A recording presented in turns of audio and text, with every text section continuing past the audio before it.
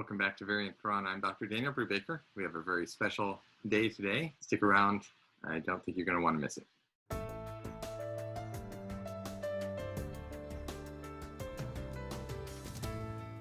Welcome back to Variant Quran. I'm Dr. Daniel Brubaker. I have as my guest today Dr. Asma Hilali. And you're going to want to hang around and hear our conversation as we talk about some of these important things. Asma Hilali is Associate Professor of Islamic Studies at the University of Lille.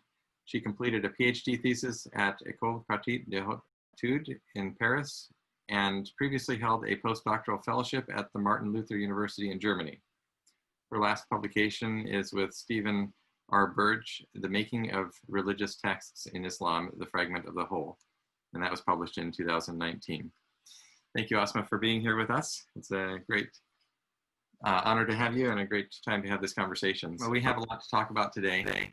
However, before we get into some of the specific questions that I have for you, I wanted to just give a very broad overview of the field of your research, and that overlaps, of course, with the work that I do. But and I wanted to set the stage by talking about some of the big questions and open it up for you to give your perspective of what are the major, what is the lay of the land, what are the big questions in the field right at this very moment?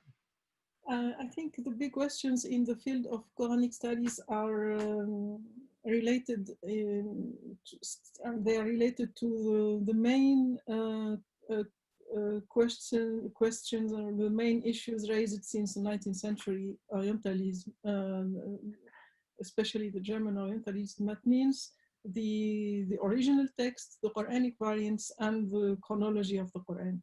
They are, of course, these questions are, of course, related. And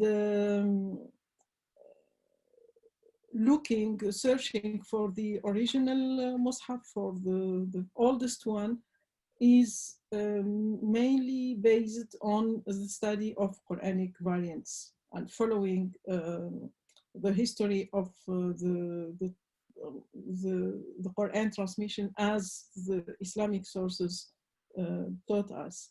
The works on chronology took many new methods, and they are extremely improving in the last couple of the last decade, and we are nevertheless still turning in the same circle since Noldeke and since this parallel chronology that has been built parallel with what again the Islamic sources taught us about the different steps of transmission of the Quran to the Prophet and by the Prophet. Surprisingly, the field did not approach these concepts enough critically, in my opinion. Like, for example, the accumulation of discoveries of Quranic variants on the basis of manuscripts did not take into consideration enough, in my opinion, the historicity of the very concept of Quranic variant. And this is a subject, perhaps we go back to it Sure. when we talk about other topics. But I think the field of Quranic studies and of Quranic manuscript studies is in need of renewal of conceptual framework of studying the Quran. This is how I see the field today. Yeah, so Asma, I agree with you that that the field has gone through a lot of development in recent years, but has not progressed nearly as far as it could. And one of the things, if I'm understanding and paraphrasing you correctly, is that the field has not, until now, taken adequate consideration of the full range of what we see in the manuscripts. And there's just a lot of analysis left to be done. Is that a fair statement of what you were stating? Okay. Yes. Okay. So great. Well, so the next thing, and I know that your area of work and academic research is broader than just Quran manuscripts, but you have done work with Quran manuscripts. as you've looked at manuscripts, what are some of the interesting things that you have noticed, or the most surprising things that you've noticed inside the manuscripts? The most important results I noted in the Quranic manuscript scholarship that strike me from the beginning. And I have to say that I'm not a Quran manuscript person.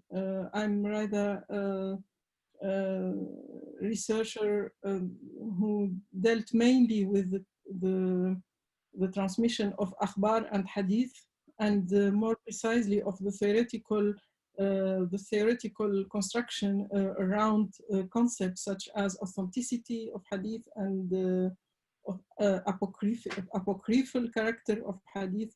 So my study on the Quran occur in since 10 years and is related to specific concern I have with the way we study the transmission of texts in Islam. And in my opinion, the transmission of religious material should be taken as a whole. That means when we study the transmission of the Quran, we should take into consideration the transmission of the other texts like hadith, like akhbar, like qasas, like all the material that has been transmitted in the same time and sometimes in the same context, in the same circles of transmission. So this is how my interest with the Quran grew. And progressively, I found myself somehow by coincidence, I found myself in front of the Sana'a palimpsest. And this is how I started my experience with editing Quran material, even if I already edit before manuscript of other genre. So what was this is by this I'm saying that sometimes I look at the field from outside because I'm somehow new in this field. So what surprises me most is that despite this big interest with the codex and with the question of what is the oldest vestige of Mus'haf we have, and as you know, this accumulation grow according to the new discoveries.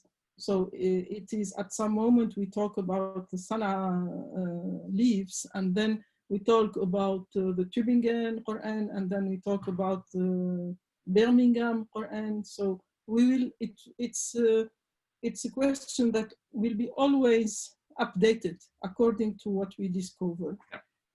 Despite this activity of accumulating layers of new discoveries, we still do not have what is called the Uthmanic Mus'haf. And we don't have a complete Quran that we could identify as the Uthmanic version. That means the version that has been considered, that is considered by the Sunni Muslims as the reference, as historically accurate, and as the canonical Quran. We do not have neither the companion codices Masahif. So these are very important concepts that are not related to any kind of materiality. This is what surprises me most, is that we are referring to concepts and we do not have still, perhaps this will happen one day, of course, but we still do not have the material Quran, the material Mus'haf, the Uthmanic or the Ali Mus'haf or the Yes, and I'm sorry. Okay, you froze up for a moment there. Yes, and I agree with that. I think that's very interesting, and obviously the absence of that. When we talk about the Uthmanic Mus'haf, many people refer to it as a real thing because of the reports of the Hadith. And this actually goes back to your prior statement about taking all the literature and its history into account and not merely using the latter to entirely formulate what happened with the former. So it is interesting that we talk about the Uthmanic Mus'haf as a thing, and it may well have been a thing, but when it comes to the manuscripts, we have perhaps shadows of it, but we do not have either a complete representation of what would be called the Uthmanic Mus'haf, to my understanding, and nor do we have any of the regional codices that have survived. And obviously this has come up in discussions probably with you and you and others, and I know that people have brought it up with me, and I have speculated on possibly the meaning of this. It has been mentioned to me that while these would have been very heavily used, and so they would have been worn out, and that's why they didn't survive. And I'm not sure that I find that to be a very compelling argument for what might have happened to them, but certainly it is possible. That would be one explanation. Yes, of course, what I say does not mean that they're not historical, or there's a little possibility that they exist. Of course, the work like Michael Cook's important work that showed that very probably the companion codices did exist is, of course, very crucial and is important. But I'm just saying that we don't have the material Quran, the materiality of this codex. We cannot study this until the moment. Of course, perhaps someday we will. Yeah, at least not that we've identified so far. We may have some pages of the regional codices. We just have not, so that brings us to a later question of how much material there is remains to be done, how much work there remains to be done on it. So then turning now a little bit toward your own research, Asma, what are some of the questions that are prominent in your own research, not merely limited to the manuscripts, but also just more broadly? Tell us a little bit about that. What I'm most interested with in my work is the relationship between the different religious genres. And this is the relationship between the different genres, including the possibility of interaction and overlapping between different religious genres. Of course, I'm talking about the pre-canonical period. I'm talking about the period of what we call the early Islam and the early teaching milieu, in which the transmission of the material of Quran, of Hadith and Maghazi, etc., took place at the same in the same context, and was carried by the same actors, and sometimes written down in the same material. And this is something that has been already proved by experts in papyrology and early documents, etc. But in my opinion, this should be investigated more deeply, and we should take benefit of this information about this cohabitation. I don't know if you say it in English, this coexistence between different religious genres, in order to understand how this interaction, or this very closed channels of transmission affected the growth of all these genres. And this might also inform us about the tools of canonization of both the Quran, the Hadith, and the other material. Statement, it's not, of course, my idea, but it's this is an idea that we find in many works like Fredon or Albrecht Knott or Stefan Leder, all the experts of biggest experts of transmission of religious material. And in my opinion, the Quranic studies should take benefit of all these studies and should not be a closed discipline that is based only on the study of the Quran text, because the Quran has never been isolated from other texts. We take, of course,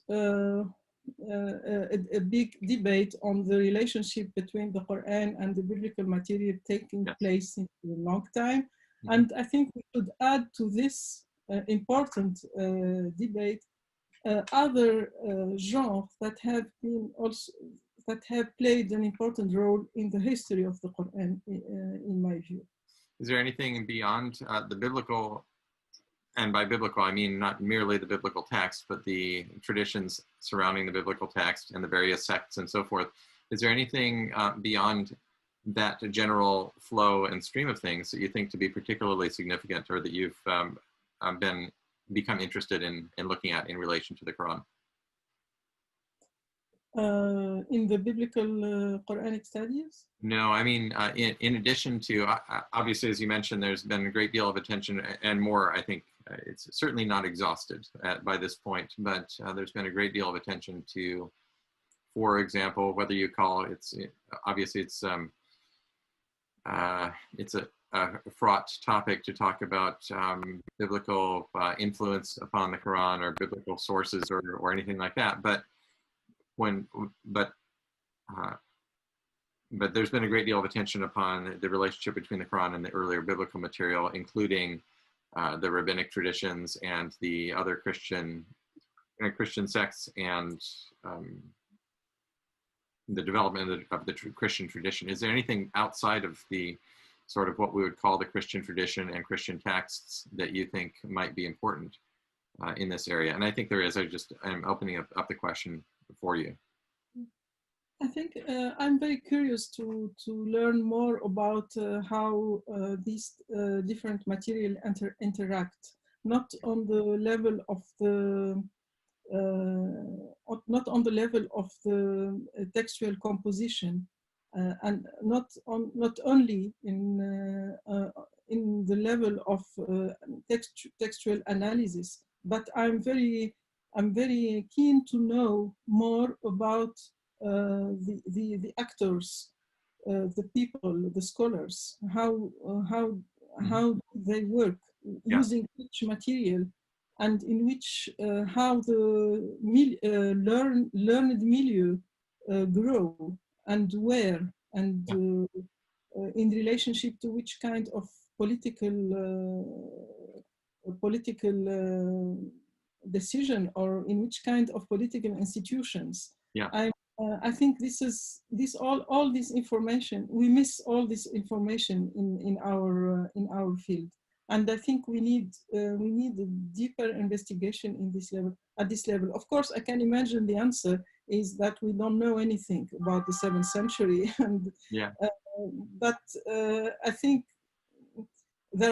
in this field there is a lot of speculation. The speculations are welcome when they lead to something constructive, something that allow knowledge to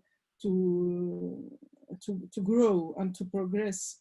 So we still can also speculate on this aspect, in this aspect, by trying to identify who are, for example, the translators of the biblical material, and it's, for example, it would be much more interesting to know if we identify an intertext, or between, for example, the Quran and the Bible. It would be very interesting to know what are who are the translators of the material, who are what kind of workshops work on. And by translators of the material, you mean, for example, translators into Arabic? Oh, sorry. Yes. Into Arabic, yes. Mm-hmm. Yes. I agree. That would be important and relevant. I'm sorry, I didn't mean to interrupt you. We had a little bit of a lapse on the video there. I think that's very important, and there have been linguistic studies as well. Obviously, who are the translators, and what are, and that leads to the related question of, were there some exegetical tradition or other things, for example, were they influenced by the way in which things were translated? I think that's the underlying import of what you're saying. We're running through our time here, but I don't want to miss the opportunity to get into the main thing that I think many people are interested in. And I know that you have moved on in your research from your work with the Sana palimpsest, but we can't get away from this interview without talking about that, because you are one of only a very few number of people who have published and researched at a high level on this manuscript. And so your book is called The Sana Palimpsest, and there it is up on the screen. So I encourage everybody to go out and buy that book if you don't have it, as well as the other book that we mentioned. And so what I wanted to do is just spend a couple minutes talking about that, Asma, if you can remember the research that you have done on the Sana palimpsest. It's been a little while now, but it is of interest now to people as we look back at these things. And sometimes this research that we do takes a life of its own after a period of some time. Asma, when I did it in an earlier video with, I made a brief introduction of what a palimpsest is, and just so that people, if they haven't seen that, they understand what we're talking about in a palimpsest is, it is a special kind of manuscript in which something was written, and then it was later washed off or erased, and then it was written again, or the manuscript page was reused. And sometimes what is rewritten on the page is completely different material. In some cases, it is the same type of text. And in the case of the Sana palimpsest, what we're talking about is earlier, what was first written was something that can be identified as Quranic or Quranic type of material. And that was washed off, that was corrected, and then later completely washed off, and then rewritten over with more Quranic material. And so obviously this is interesting because of all the questions it raises. Why was it washed and rewritten? What are the two different, what are the differences between the lower, which would be the earlier text when we say lower text, and the upper text, and so forth. And so you went and wrote about this in your book, and you also created some charts of some of the differences between the lower text and the upper text, and also between both of those texts and the rasam of what is now the standard or considered the Uthmanic text traditionally. And so we want to talk about that for a few minutes. And the other thing I wanted to note, and this is to hear from you, but to just observe that I have compared your chart with my own research on mainly on later Quran manuscripts, and not found too much overlap in terms of corrections, in terms of what is corrected on that, or in terms of variants. Although when I'm looking at variants, I'm looking mainly at what's been corrected. I haven't looked at the broader text. But just to note that there hasn't been too much overlap, particularly between the lower text and what I have found in later corrections. So that to say, you have comments on the lower text, the characteristics and features of the lower text and of the upper text, I think. Yes. So thank you for this question on the book. Let me just precise that, made a little precision, that this book is mainly an edition. Yeah. The most important part of is edition. So I'm not, this monograph doesn't have the pretension to bring a new theory about the Quran. It's in itself an exercise of an edition. That means making available material. Yeah. It's very difficult to access physically. That means in Sana, in Dar al-Makhtutat, and also in terms of circulation of the photos. As you know, all the photos are not available. Yeah. So making available an edition is a way to open the discussion, and this is what I attempt with this book. The most important thing in the Sana, what we call the Sana palimpsest, that means the manuscript 27.1 held in Dar al-Makhtutat, is that it's an incomplete Quran, the way, according to the Quran we know today. It is supposed to be completed by some scholars. Suppose that it could be there's another part of the manuscript in another part of the library. We are still waiting to confirm this idea. To speak about the Quranic variants that occupy the most important part of the discussion. The lower text contains canonical variants. That means all the variants we find in the canonical collections, like Ibn Mujahid collection of variants. So they are, we can identify the variants in the upper text according to what we know about the canonical variants, the qira'at as we know them. The lower text, none of the textual features of the lower text coincide with the Quranic variants, with the canonical Quranic variants. This is why I suggested to think about this phenomenon in the lower text differently, in a way that in a way that we do not interpret any textual particularities with the same scope of the Quranic variants. And at this level, I thought we should have more, how to say, more possibilities of interpretation. And going back to what I said about the transmission of the Quran and Hadith and other material in circles of transmission in the early Islamic learned milieu, I was thinking when I read the lower text, when they deciphered the lower text, that all the material we have, or the Quranic material we have, or does not necessarily constitute part of a codex. Perhaps we have material that was intended to be used in other channel, and this might explain their storage in the false ceiling of the mosque, and this might explain the low quality of the parchment used to write the lower text, and this might explain the particularities of what we call the non-canonical Quranic variants in the lower text. Yeah. I have to say that I did not succeed to identify the variants in the lower text the way other colleagues did. That means I did not find a way to reconstruct some passages in a way that they fit within, for example, Ibn Mas'ud Codex. This was not my interpretation of the script. Mm-hmm. So my interpretation is subjective, like any other interpretation of the palimpsest, because interpreting this palimpsest is reconstructing, rewriting the text somehow. And this implies a big level of, how to say, objectivity, even if at the end it's still a subjective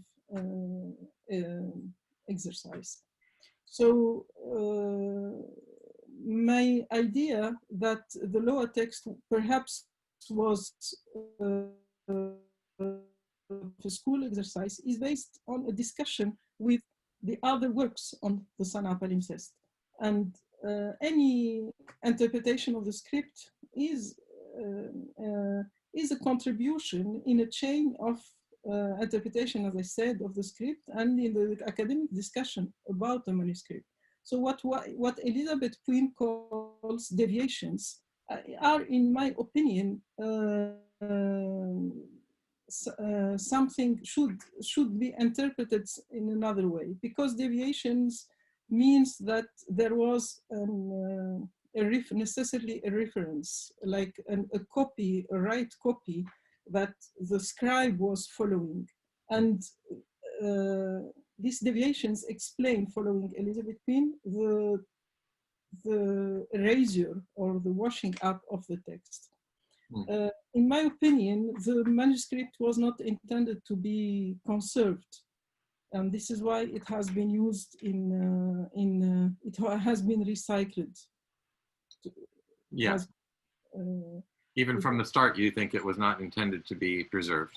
In my opinion, yes. Yes. My idea, my hypothesis is based on the textual features that I call variation, not variant, to take into consideration that they do not fit with the canonical variant. and is based also, my interpretation is also based on the number of orthographic errors. For example, in folio 6a, in folio 9b, there are orthographic errors made by the scribe and corrected by the scribe himself or herself. Mm-hmm. They are not corrected by a corrector hand, but they're corrected by the same, using the same ink and by the same scribe. Mm-hmm. So, but the most important part of the manuscript is, of the lower text, is the reading instruction. This reading instruction, it made me think that this might be a school exercise. This reading instruction we find in folio 5a is at the beginning of chapter 9. This reading instruction says, do not say in the name of God at this level of the Quran. لا تقل بسم الله. Mm-hmm. So in my opinion, this refers to a context of teaching, learning, perhaps in a dictation session, this passage of the Quran. Yeah. And this what made me think about a school exercise. Mm-hmm. This instruction has not been deleted. And there is a basmala indeed that written before this reading instruction. And the very existence of this reading instruction is, in my view, a sign that this manuscript was not intended to be conserved in a mosque or used as a codex for reader or for Muslim, for believers to use. So thank you for that good and full summary of that. And so just so for clarification for our viewers, what Asma has just talked about, the last part, is one of the things that has been discussed most about her book, which is the idea, number one, that it was a school text, that this originally was something used in a school setting, not for the production of a book. And then secondly, that the part of the text that was written in there was written that said La Taqul Bismillah, after the erasure of the Bismillah at the beginning of chapter 9, is an indication of, or supports this theory. And I don't remember all the details about the, I want to come back to a couple of the other things that you mentioned too, which are interesting concerning variants versus variations, but there was a presentation made, and I don't remember exactly who made it, at a conference several years ago relating to this issue, where it was pointed out that that same Rasam text, the same skeletal text, could be read on fall. Yeah. And with the and I don't know if he saw a shadow of an aleph before that lam, but is one of the it is instructive to remember, and it brings up another issue that I've been dealing with a lot in my work as well, and that is that the Rasam can sometimes be read in different ways, and so it's definitely worth thinking about the possibility that not everything was made for production of a mushaf, or not everything that was made for that purpose was actually wound up being used in that purpose. This manuscript was found in between the inner and outer wall of the Sana Mosque, along with many others. And I think some of the ones that were found in there, many of them were actually from Masahif, if I'm not mistaken, but for whatever reason, they were stored in that place. I think what we need most about the thousands of fragments found in Sana'a is more information, more clarity, more reference about the way they were found, because they have been dispatched after they have been collected, by the German mission. And we need more information about how, what are the criteria exactly, the way about they have been collected in such and such way. To be able to interpret all this material in a constructive way, in a way that create like new real progress in Quranic manuscript studies. What do you mean when you say how they've been found? I mean, how they were dealt with after they found, how they were unpacked and labeled and so forth. Okay. How they were organized, like as collections. Okay. We need to know more. We know a little bit. There are few articles Yeah. about, but not enough, I think. And you have been there. I've not been there yet myself, but I've worked with some of the material and from the SANA UNESCO CD-ROM and other material. But what was your experience of the material when you were there? Yeah, when I was there, it was a great experience because what I know, what I learned in my stay in Sana'a is that there are a lot of people who are totally able uh,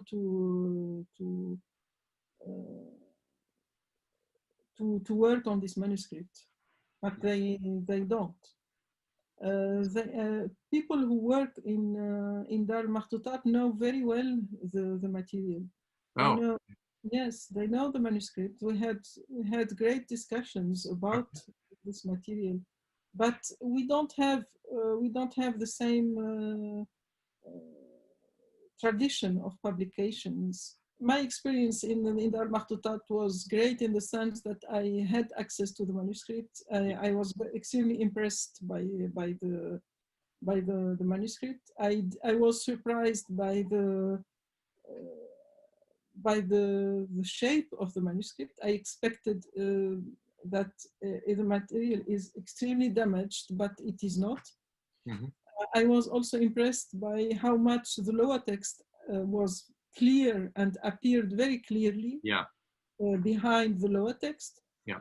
So I think if without any kind of post-processing photos, one can work on this manuscript in Dar Makhtutat in Sana'a very, very easily, actually. Yes. Well, and this is a very good point that I've found many times as well. And it's hard perhaps for somebody who's not actually handled the manuscripts directly, but even a very, very good photograph is not as good as looking at the manuscript directly. It makes a big difference to be able to handle it at different angles, maybe hold it up to the light or different things like that. And that also, you mentioned something about the process of making an edition. So I wanted to bring that back because viewers should understand that there is this is both a science and an art. And so what you've done, anytime anybody makes an edition of a manuscript, you are, and that is meaning transcribing what is written there, particularly on the lower text, you are creating a reconstruction of what you see on the page. And it is an interpretation, although, as you can say, sometimes you can see it very clearly, and then sometimes there are parts that are obscured in some way, and so you have to make a judgment about what is there. But well, how do we bring? Yes, there is. Sorry, yeah. Go ahead. I would like to. Yeah. Yeah, yes, I just want to say that it is an interpretation. It is a subjective. It is a subjective exercise somehow, but there is still the intellectual honesty. Absolutely. Yeah, absolutely. That can't be overlooked, and that's very true. There's something that is not that is beyond argument. Yes. Yeah. Exactly. Yeah, that's right. And so the other people, well, I mean, you mentioned in passing Elizabeth Quinn and her work, and just to note that there are other people who have done work on this, and you've worked from different photographs, and the working from different starting material makes a difference sometimes in the and taking all these things together is very important in order to be able to make a this is why we do what we do, is we contribute to a larger discussion. Yes. Yeah. Yes. It has been asked by one of our viewers whether you consider that there's any possibility, and you've already said that you think it was a school text or a school exercise. Well, actually, it is still interesting, the variance that exists there. And even if it was a school exercise, the question remains, why were these variations in there? Was it read from a dictation, or was it read from a copying?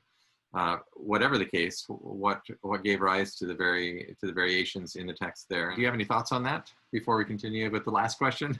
I think all my interest with the circles of transmission, the circles of teaching and learning, is that these are the context when the text progresses. And one of the aspects of the progression of the text are the commentary, the glosses. Yeah. I think that these variations, what I actually, it's not me who call them variations, and other scholars call them variations. These variations are a kind of glosses. In many, there are 45 examples. We can find them listed in my book, and they are, and also in the work of Sadiqi and Boudarsi and Puy. Most of our interpretation actually coincide. There are some differences, but most of the work is very close. The three works are very close to each other. Many of these variations are glosses. Mm-hmm. One of the examples that came to my mind is in the Surah Al-Maryam, when in the verse يا ليتني مت قبل هذا. And we read in the law text يا ليتني مت قبل هذا اليوم. اليوم, we can call it an addition. It is a variation.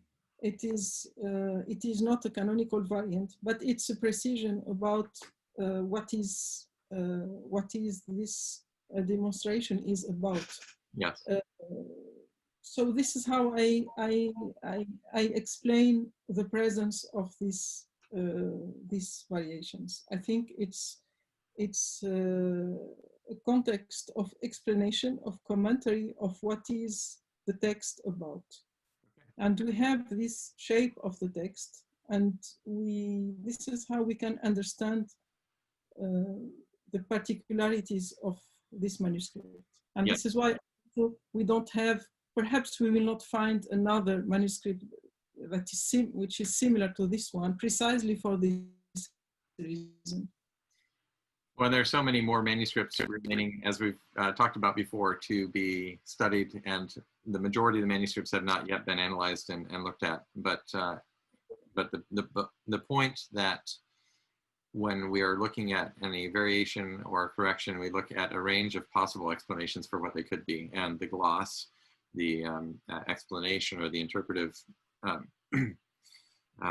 aspect that is sometimes present there is one of the possible explanations for a variant. So that's all right. Well, thank you very much, Asma, for being here with us today. It's great to talk to you. I hope you are doing very well in your continued research and teaching. And I know teaching is a heavy burden to do while you're also doing writing and research. So great to talk with you. We'll talk with you again sometime soon. And thank you on behalf of everybody who's watching for joining us today. Thank you very much. All right. We'll talk to you later. Bye.